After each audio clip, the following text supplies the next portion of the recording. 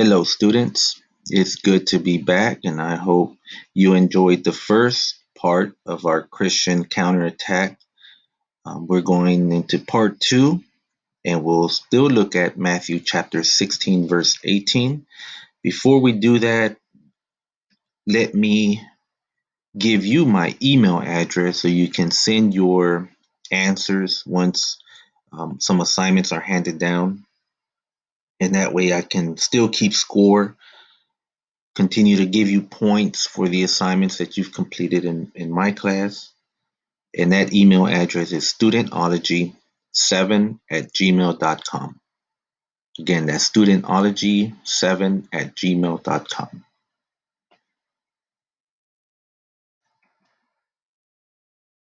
And let's go ahead and replay last last study's assignments. We had a Spanish word, which was roca, and then we had a sentence to translate, or a quote that we had to translate. So again, roca translates into rock or stone. And in Spanish, we would also have roca, or we would have piedra. Piedra is where we get our name Pedro, and Pedro translates into Peter in English. And the quote in Spanish that we had was, Desde que el hombre se agachó y agarró una roca, se armó. And that translates into, ever since man bent over to grab a rock, man armed himself. So if this was your translation, you got it correct, and you get 100 points. But of course, our battle is not with flesh and blood. Ephesians chapter 6, verse 10 through 12 reads, Finally, be strong in the Lord and in the strength of his might. Put on the full armor of God so that you will be able to stand firm against the schemes of the devil. For our struggle is not against flesh and blood, but against the rulers, against the powers, against the world forces of this darkness, against the spiritual forces of wickedness in the heavenly places.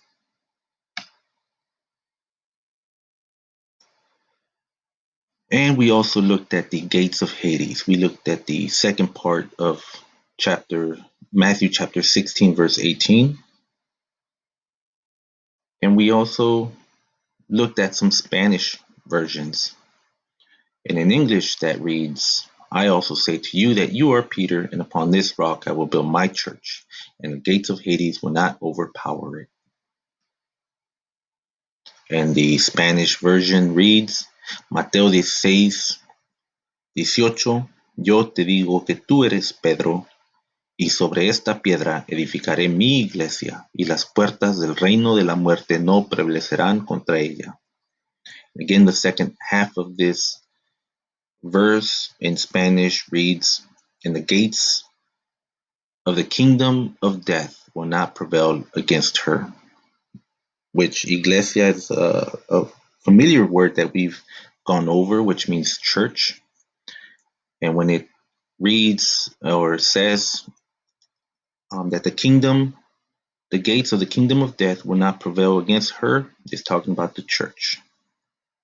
And it gives us another picture of this gates of Hades, right? Because in English, we would look at Greek mythology and get a little bit more understanding of what the gates of Hades are and what it's referencing to, what Matthew is referencing, what Jesus is referencing to, right? As they were walking in this place that that looked at different Greek gods, and one of the Greek gods was Hades, who was the chief king of this realm of the dead.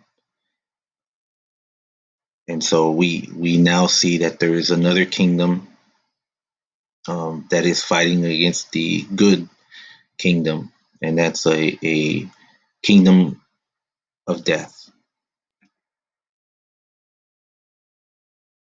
And then a question was posed as well. Would you choose what wins championships? And would you choose offense or defense? And this is still being debated, especially in American football and soccer, and even in some other individual sports like boxing. You have some fighters that concentrate a lot of movement and defensive maneuvers and footwork, and then you have some boxers that are brawlers that are just coming forward and are on the offense and expect that they will hurt the defensive fighter. And so there's a lot of strategy involved, a lot of planning involved. Um, but then there's a third option. There's that counterattack option that you can implement as well, which can be very effective.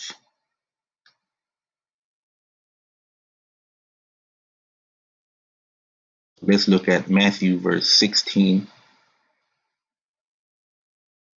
chapter 16, verse 21. From that time, Jesus began to show his disciples that he must go to Jerusalem and suffer many things from the elders and the chief priests and scribes, and be killed and be raised up on the third day. So, what did Matthew mean by stating from that time Jesus began? From that time. So, we have to look up a few verses to understand this phrase that he used here. So, when we go up to verse 13, Jesus had just arrived in Caesarea Philippi, and he asked his disciples, saying, "Who do men say that I, the Son of Man, am?" So they said, referring to his disciples, the disciples said, "Some say John the Baptist, some say Elijah, and others Jeremiah or one of the prophets." He said to them, "But who do you say that I am?" Simon Peter answered and said, "You are the Christ, the Son of the living God." Jesus answered and said to him, "Blessed are you, Simon Barjona, for flesh and blood has not revealed this to you, but my Father who is in heaven." So we see that in verse 21, from that time, Jesus began to show his disciples that he must go to Jerusalem and suffer many things.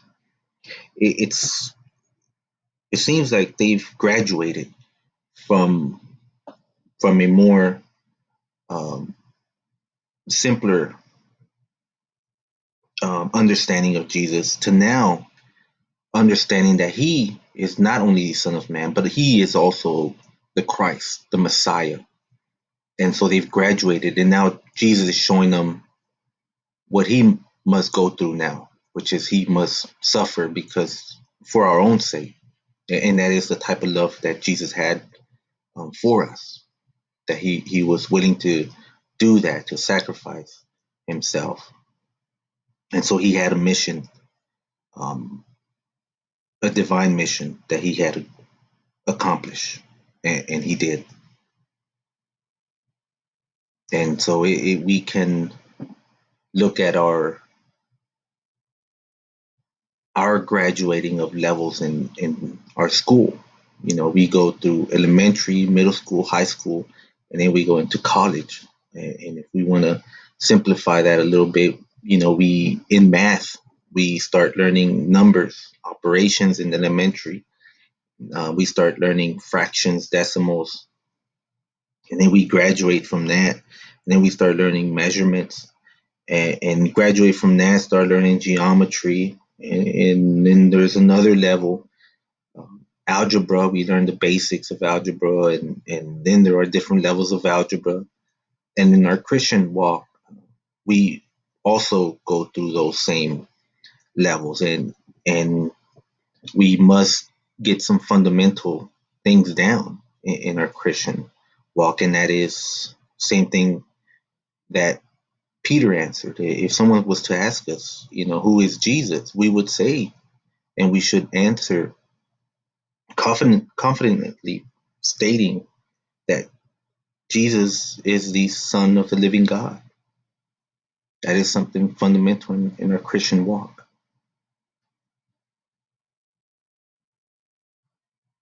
And so now we've graduated from Spanish word to Spanish phrase. And what will our Spanish phrase be for today? Que tengas un buen día. would be the Spanish phrase. And we can add to this in the beginning of this phrase, in the beginning of this sentence. We can add Hola Maria, and we are familiar with this. It means hello Maria. But then the second half of this is que tengas un buen día. Hola María, que tengas un buen día. And we can continue to add something else to it. Hola vecino or vecina, que tengas un buen día. And in Spanish, we use masculine and feminine words. Hola vecino is the masculine version. Hola vecina is the feminine version. Que tengas un buen día.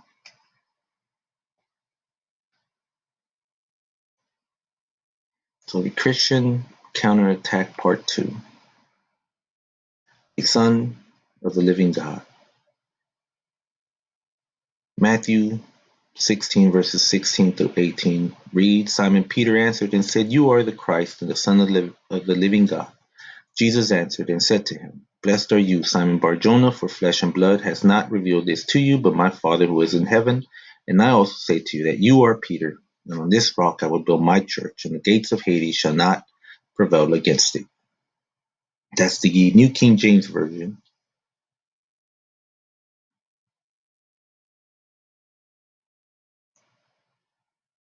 The North American Standard Bible Version reads, Simon Peter answered, You are the Christ, the Son of the living God. And Jesus said to him, Blessed are you, Simon Bar-Jonah, because flesh and blood did not reveal this to you, but my Father who is in heaven. I also say to you that you are Peter, and upon this rock I will build my church, and the gates of Hades will not overpower it. Not much change from the New King James Version. They're both saying the same thing, that you are the Christ, the Son of the living God. Let's look at a Spanish translation here. Pedro contestó, tú eres el Mesías, el Hijo del Dios que vive y da vida. So this is interesting. The Spanish version says, you are the Christ, you are the Messiah. With Christ and Messiah, they're used interchangeably. El Hijo del Dios que vive. You are the Son of the living God y da vida. But the Spanish version expounds a little bit more by saying at the end, who gives life. You are the Son of the living God who gives life. Verse 17, Jesús le dijo, bendito seas Pedro, hijo de Jonás, porque no sabes esto por tu propia cuenta, sino que te lo enseñó mi Padre que está en el cielo. Por eso te llamaré Pedro, que quiere decir piedra. Sobre esta piedra construiré mi iglesia y la muerte no podrá destruirla. So those are the two versions that we looked at.